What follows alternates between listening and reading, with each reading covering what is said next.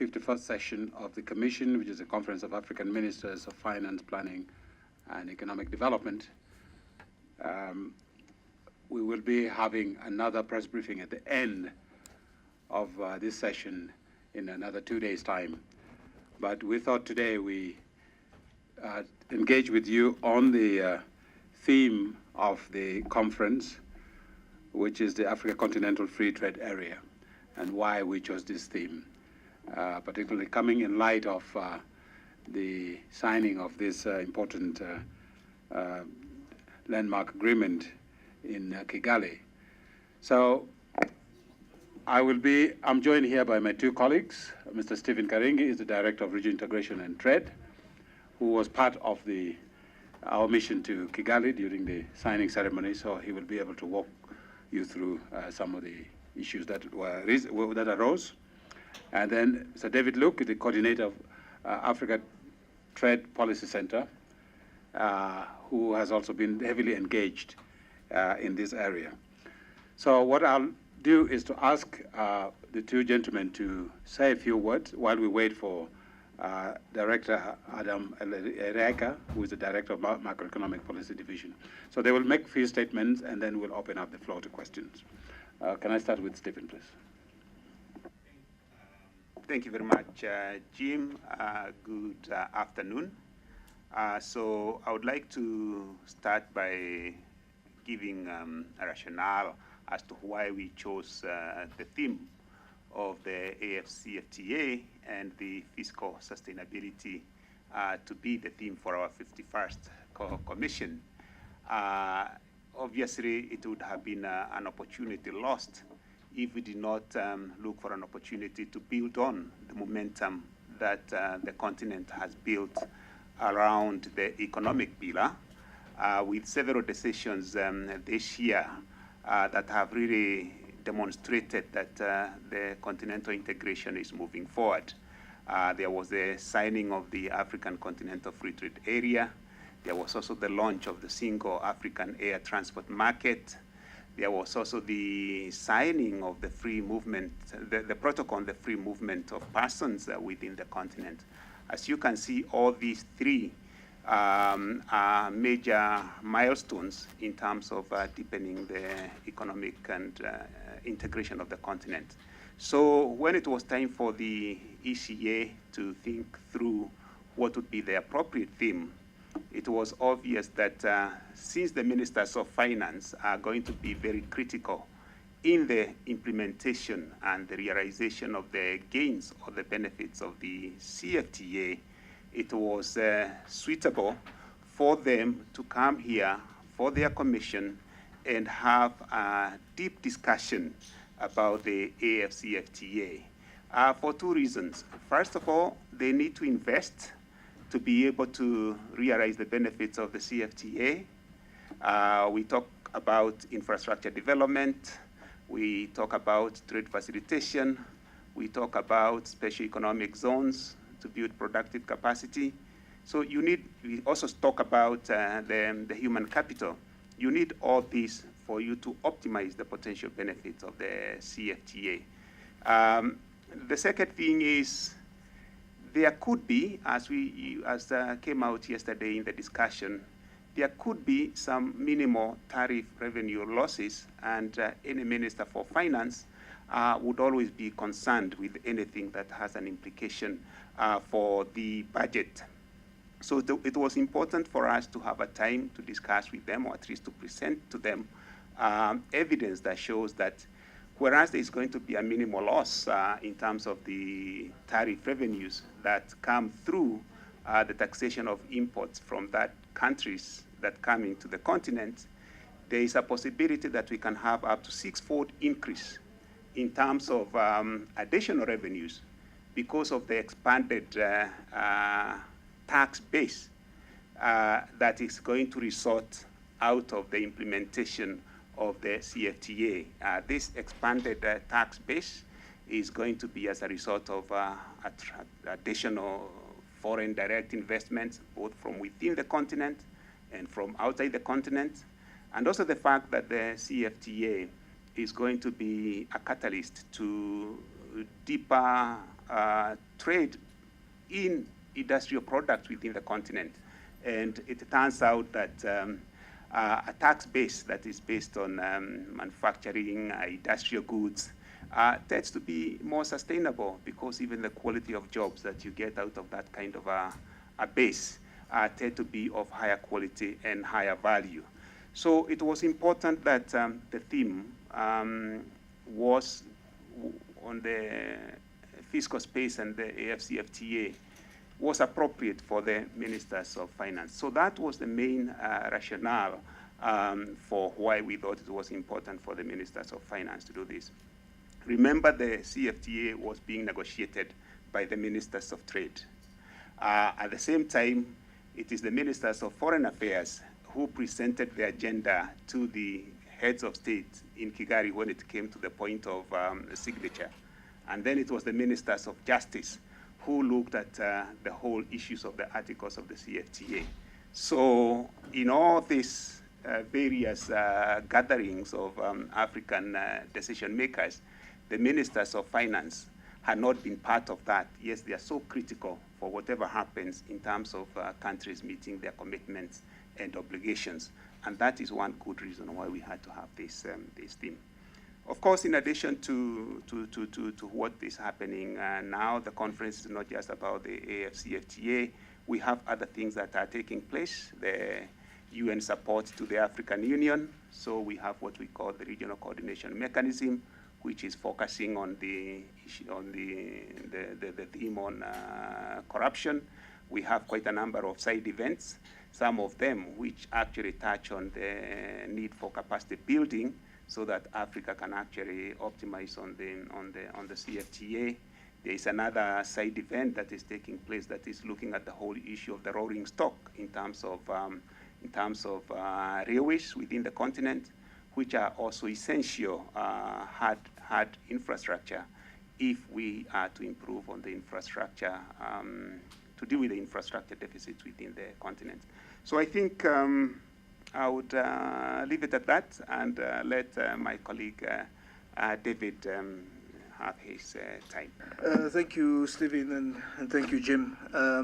My remit is to speak on the African Continental Free Trade Area, the AFCFTA. I was somewhat intimidated when I saw the program for this event that I should tell you all you need to know about the AFCFTA. I'm not sure I can do that, but I think I'll try to touch on a number of key issues that are important for the for this agreement. I'll firstly make the point that it would seem that just given the confluence of circumstances that the AFCFTA is an idea whose time has really come. I'll say something about its expected impact on growth and jobs. I'll also say something that is about benefiting SMEs, which are overwhelmingly the kinds of businesses we have on this continent. I would also say it's about benefiting women, that all African countries, big and small, landlocked, industrialized, agricultural producers, all can possibly benefit from the AFCFTA. I'll then quickly say something about the architecture of the agreement, the legal instruments that were signed in Kigali, then also something on how the agreement is to be implemented and how it will enter into force. I hope by the time I am through these points that I would have tried to give you all you need to know about the AFCFTA. So very quickly, firstly, yes, it's an idea whose time has come. What we have seen roughly since the turn of the century is that the African economies have grown, expanded to the point where GDP is around 2.5 trillion currently. This is underpinned by a population size of about 1.2 billion, projected to double to about 2.5 billion in the next 30 years. And growth is projected to be twice as high in Africa as in the developed countries in this period up to 2050. So these metrics, when combined also with looking at some other worrying issues as regards trade policy on the continent, that average tariffs on the continent is about 6.1%, which is relatively high, especially since average tariffs when Africa exports out of the continent is under 2%. And then also, worryingly, non-tariff barriers that need to be tackled on this continent. This is cross-border issues. And then at the same time, too, rapid growth in the services sector, which today also underpins the production of goods in the kind of new global economy that we find ourselves in, where the services major input into the production of goods. So the time had come for a much more coherent approach to trade policy on the continent, and the AFCFTA responds to this. Next point is that, which already Stephen has touched on, is that our projection is that the agreement will be good for growth and good for jobs. Modeling work that ECA has done with 2012 as a baseline indicates that the AFCFTA has a potential to boost intra-African trade by 52.3%. And then also, if you really tackle the non-tariff barriers, this could even double. Also, we find that whereas about 75% of Africa's exports out of the continent are mainly extractive products, what we're seeing is that for intra-African exports within the continent, about 60% is non-extractive products, which tells you that the CFTA then has this potential to impact on the industrial development of the continent. Whilst extractive exports are capital intensive, intra-African exports being more diversified bundle of goods actually generate more jobs.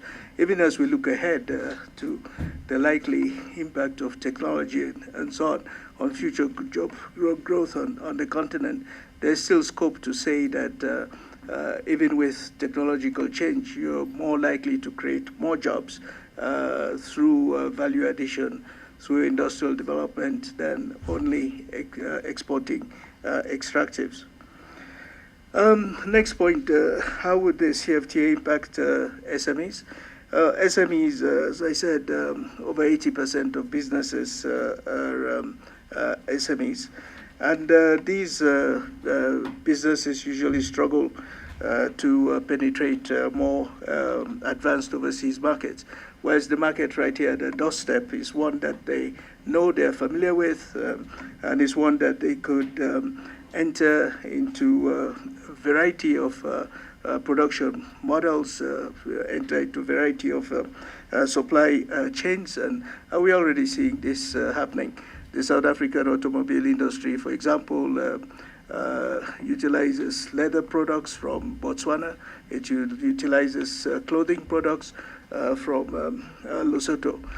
So small countries do have this opportunity through their small businesses to become part of regional supply chains. What is in the AFCFTA for women?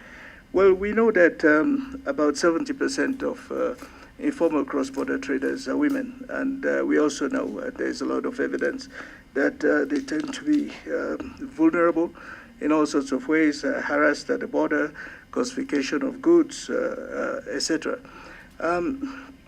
Part of what the AFCFTA is trying to achieve is to have common rules on border processes, on trade facilitation, on customs processes, that everybody comes up to a common standard. And I'll say a bit more about this when we look at the architecture of the agreement. So there's then this potential that the AFCFTA would help to reduce the problems that we know informal cross-border traders, especially women, face at the border. Next, how can all African countries, big and small, benefit from the agreement? Obviously, the countries that are more industrialized, and again, we're seeing the trends, have a ready market at their doorstep. But agricultural producing countries, insofar as Africa has a food import deficit, also have a huge opportunity. As the CFTA is speaking to improve the customs procedures, and given that food products generally perishable and so on, that streamlined border facilities would also help agricultural producers. For countries that are landlocked, those parts of the agreements that speak to issues relating to transit cooperation and so on would find that they have easier access to ports. So again, our analysis shows that different configurations of African countries can potentially benefit from the agreement. Now, of course, it means that they would each have to have a strategy of how they want to do this. And I think this speaks directly to Stevens' point that the finance ministers would have to make some investments. Indeed, the CFTA does have a sister program, which is the Boosting Inter-Africa Trade Initiative, and that includes advancements in policy clusters like infrastructure, trade facilitation, productive capacity, trade finance, etc. So each country really has to have a strategy on how it will benefit from the agreement, and finance ministers are obviously very critical to this conversation. Next, something on the architecture of the agreement. Now, very quickly, on this, essentially there are 4 parts to what was signed in Kigali. There is a framework agreement that basically covers the principles of the CFTA, its objectives, how it will be implemented, governance arrangements, and so on. Then there's a protocol on trading goods. This protocol has 8 annexes, and among them are an annex on cooperation between customs authorities, on trade facilitation and transit, on trade remedies, protection for infant industries, general exceptions, and then on cooperation over product standards, etc. Let me just camp on 2 or 3 of these. The annexes dealing with cooperation on customs, clearly very, very important, because these, really where we find to be crucial bottlenecks, perhaps even much more so than the tariffs, which obviously need to be resolved, and African countries need to move in step in dealing with these sorts of issues.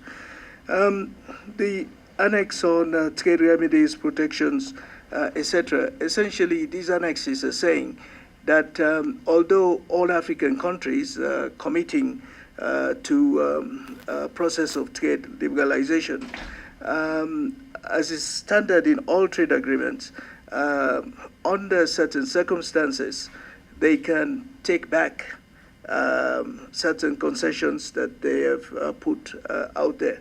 In other words, if there's a problem, if there's a surge in imports, if for some justifiable reasons the government feels that it needs to revisit what has been committed to, there's provision for that. Of course, it has to be done in a disciplined way, and there is the details on how this can be done. But I'm emphasizing this point because for some countries, they do have difficulty with the CFTA in seeing it as a scheme that will simply lead to the flooding and dumping of goods. But there are provisions against dumping, the anti-dumping provisions in the agreement. Then there's also the protocol on trading services that speaks to issues of services regulation and so on. And then finally, a protocol on the settlement of disputes. That is how the African countries, the parties to the agreement, will resolve disputes among themselves. Now, quickly, how would the agreement be implemented? There would be a secretariat, which would be an autonomous agency of the African Union that will be responsible for the implementation of the agreement. Up to the time the secretariat is created, the African Union Commission will be the transitional secretariat for the agreement. There'll be some other support institutions like the African Business Council to give a voice to business at all levels on the implementation of the agreement. There'll be a trade observatory that would aggregate data on what is actually happening on the ground, what is changing, what is not changing, etc. Then next, let me say something about when the agreement will enter into force. It will enter into force when 22 countries have ratified it. So far, as of last night, we've heard that 4 countries have ratified, the 4 being Ghana, Kenya, Niger, and Rwanda. Yeah, are the 4 that have ratified so far. Now, I think we're here really to answer your questions. So let me summarize with some takeaways. Firstly, African businesses, traders, consumers will no longer pay these relatively high tariffs. As I said, the average is 6.1%.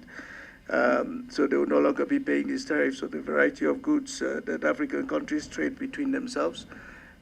Second, there will now be a mechanism for dealing with non-tariff barriers, the hard cross-border issues, which, as I've said, a major difficulty that countries need to face. There will be cooperation between customs authorities. There will be a progressive liberalization of the services sectors. Services suppliers will have access to the markets of all African countries in terms that are no less favorable than domestic suppliers. There will be mutual recognition of standards, licenses, certification of services suppliers. If you're an architect in Ethiopia, you could also work as an architect in Kenya or in Ghana and so on. There'll be ease of trade between African countries through the value chains that I talked about. Where there is an unanticipated surge in imports, the countries can resort to remedies that are there, that is for them to utilize. There's a dispute settlement system to ensure that the agreement is implemented in a rules-based way, in a fair and transparent way. And then finally to say that what we have arrived at is the first phase of the negotiations. There will be a second phase, which we expect will begin in September this year. And this second phase would cover investment, competition, policy, intellectual property, and possibly e-commerce. So let me stop here. I hope I have risen to the challenge of telling all the people need to know about the CFTA. But let me stop here. Thank you. Thank you very much, David. Thank you. And there you have it. Stephen is supposed to be going to participate in another session, so we may be left with David for a while. So if there's any question that you want to ask Stephen before he leaves, please go ahead. Yes. Thank you. My name is Charles from Cameroon Radio Television. There is a Nigerian businessman called Tony Elumelu, who is running a program in all the 54 African countries of creating young people to create 1 million jobs within a decade to inject $10 billion into the African economy. I wonder what happens to a continental free trade area with the absence of the continent's largest market, Nigeria. Let's take a couple more then. Yes, please. Hi, John Eglinby from the Financial Times. Question for Stephen, please. Have the finance ministry officials that you've been engaging with over the last few days, have they produced any new issues that hadn't been discussed with all the other ministers that you talked about? Are there any new curveballs, things that need to be changed, or is everyone still pretty much on board?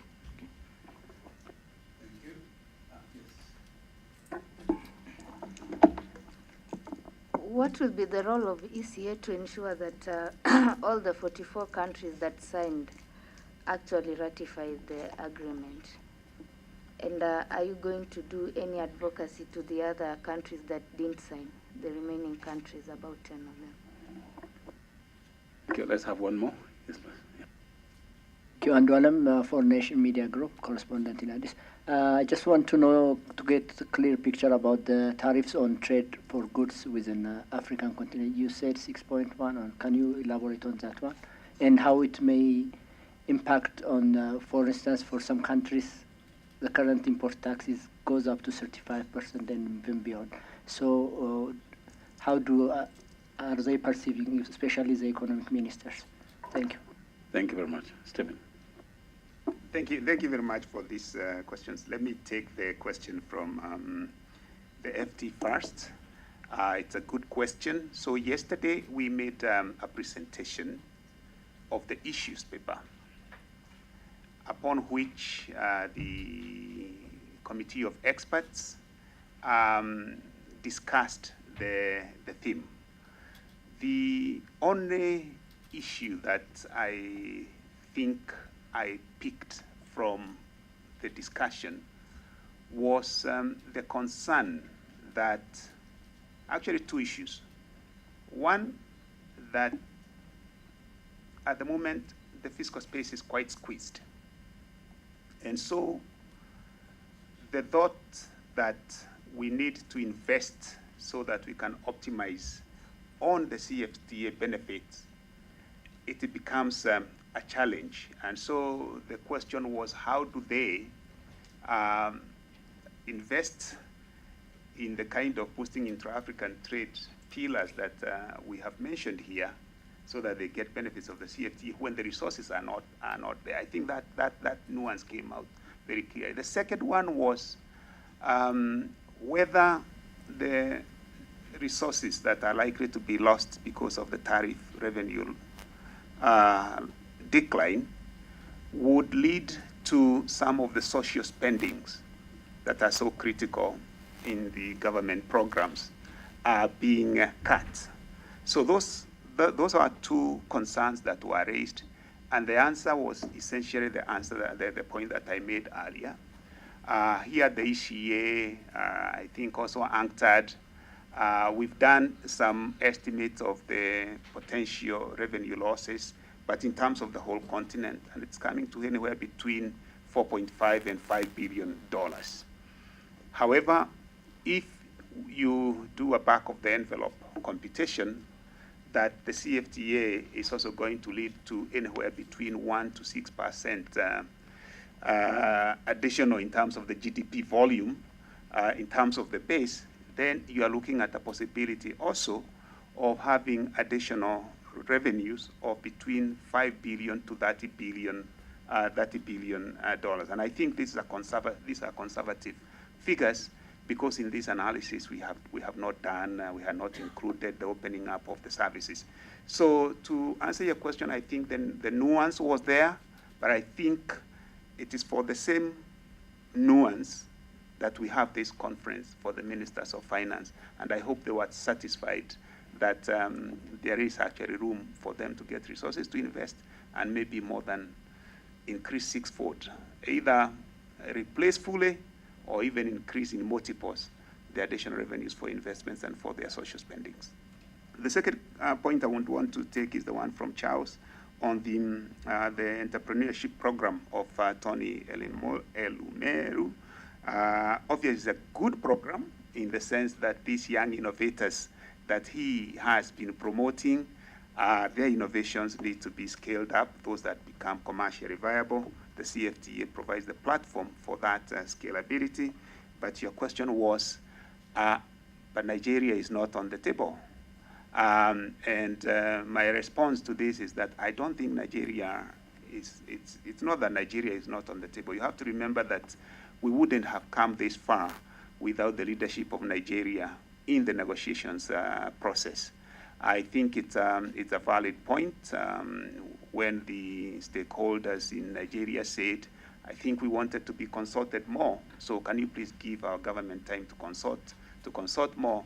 But I do anticipate, and this is now the optimist in me, that possibly Nigeria will sign and ratify even before the last of the 44 countries that signed in Kigali ratify.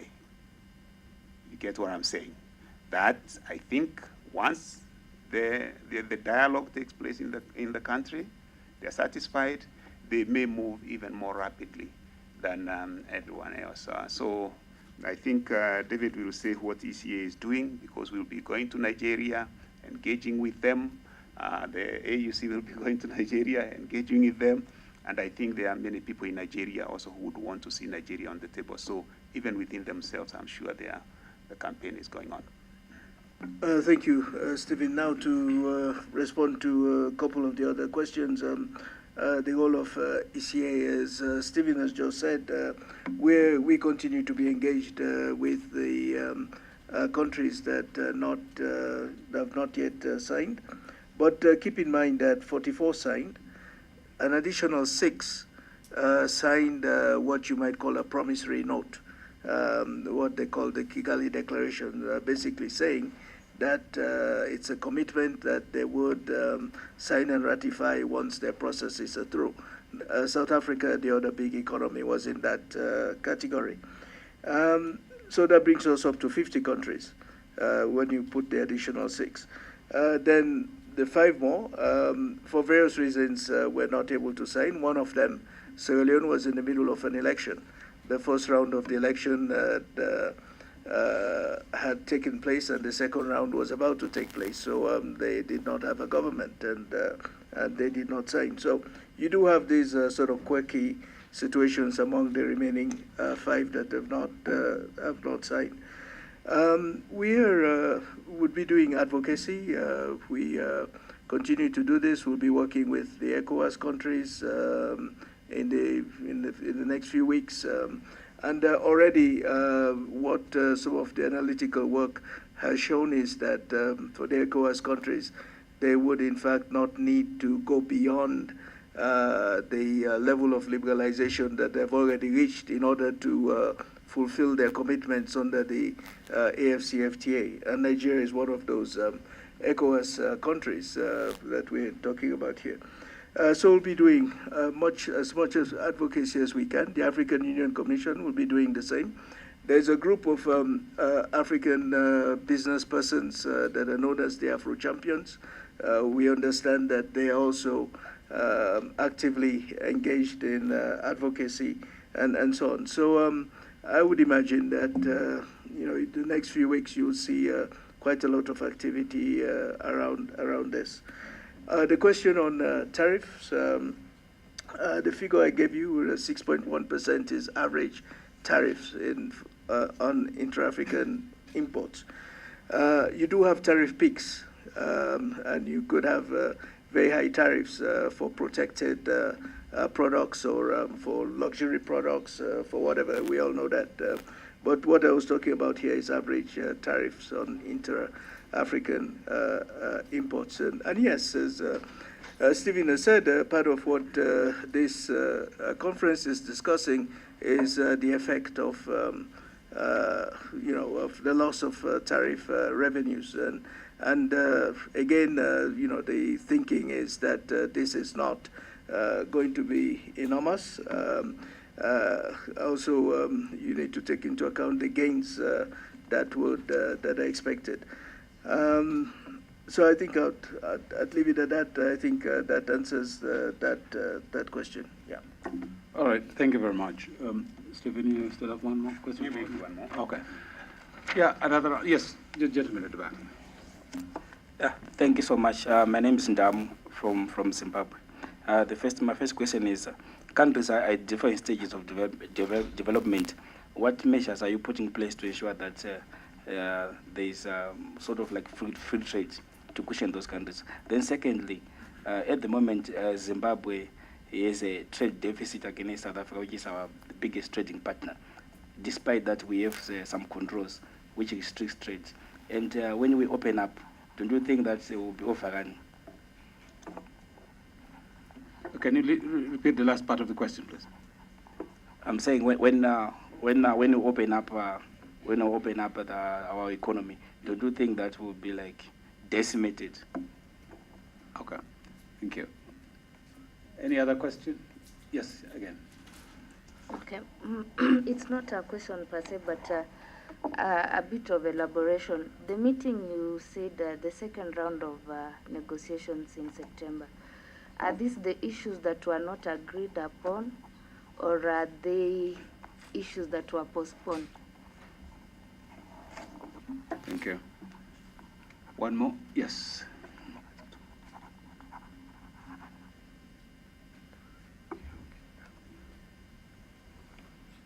My name is Wanjohi Kabukuru. I work for New Africa magazine. Railways and marine transport remain the cheapest, but the way they've been handled in the CFTA, it seems they are not so much coming out.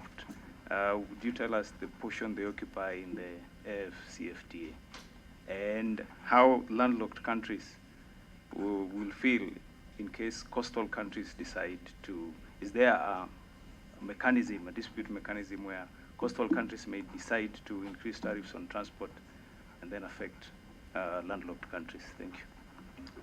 Thank you. Stephen.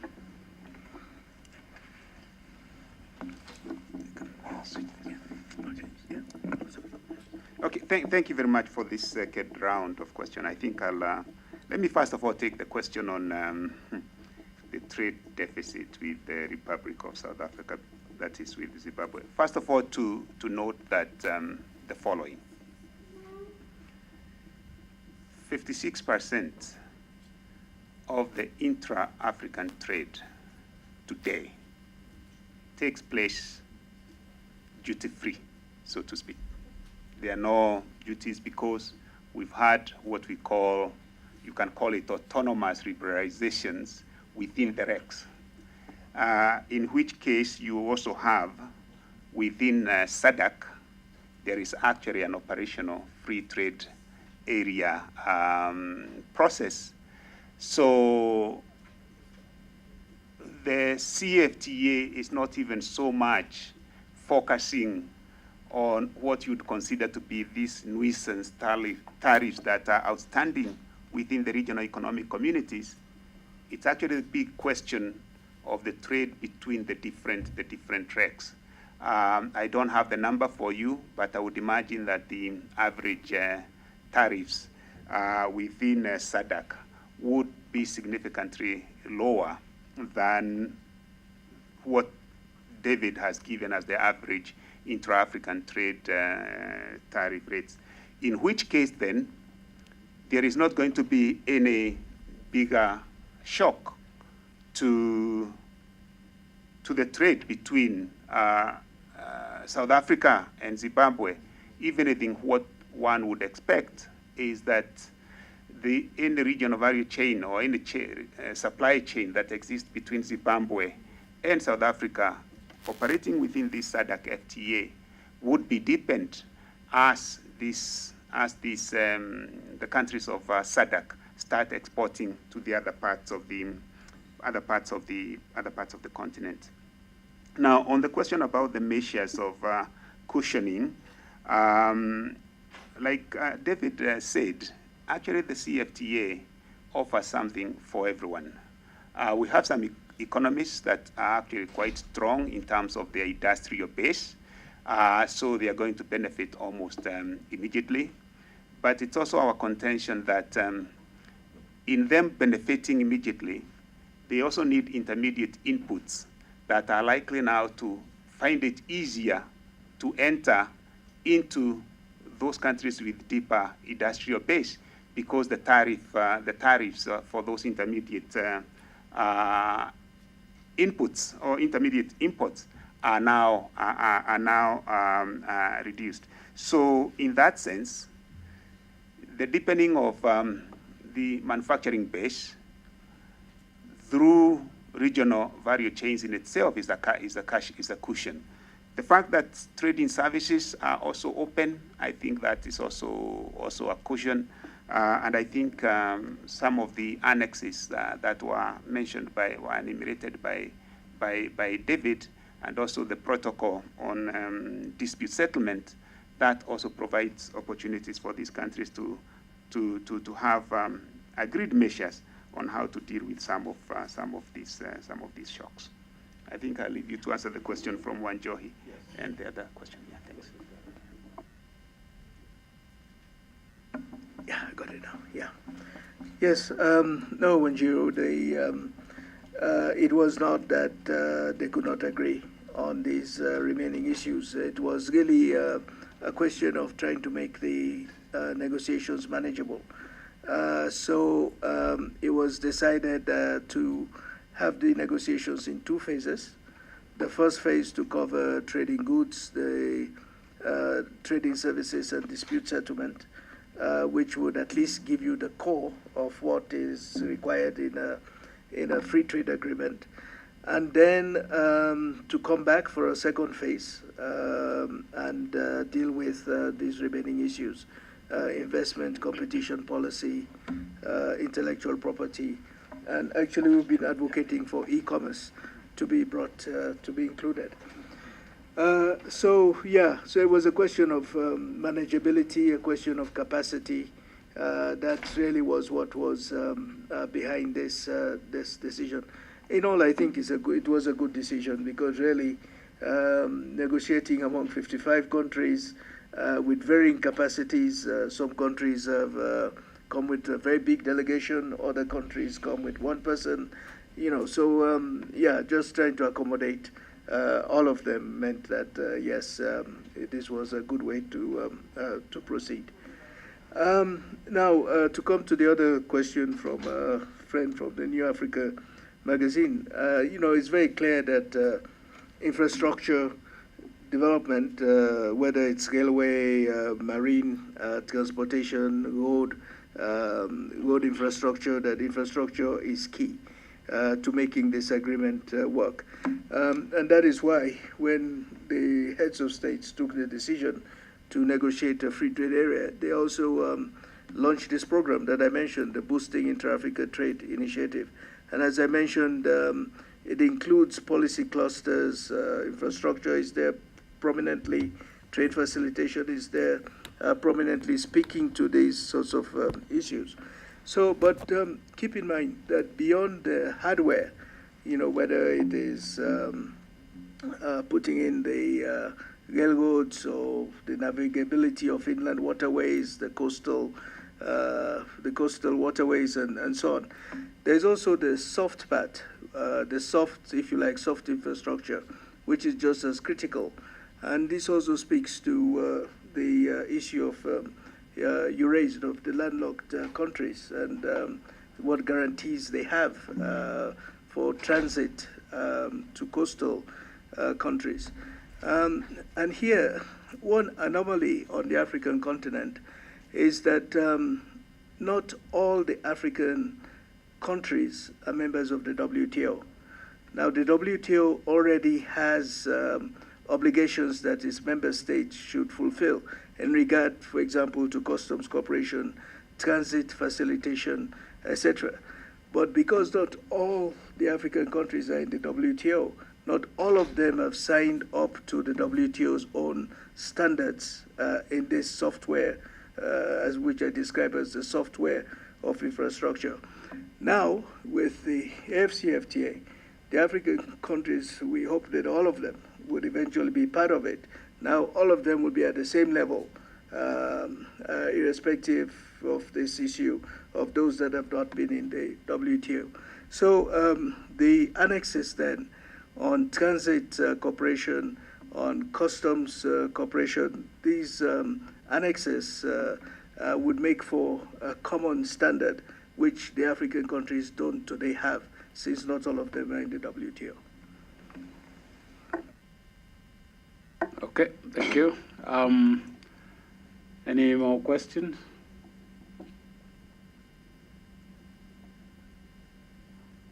I guess not. So, is there anything else you want to add? That's fine. Okay.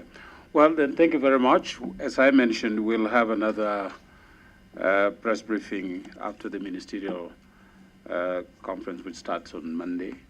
I believe the plan is to have it either Monday or Tuesday. We will inform you accordingly.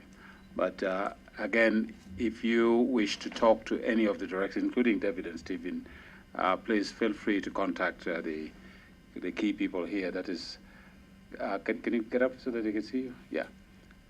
Yeah, these are the key people who can guide you to the respective directors and other people, including the ministers. When they come, we'll try to make sure that they talk to you. So again, thank you very much, and see you soon.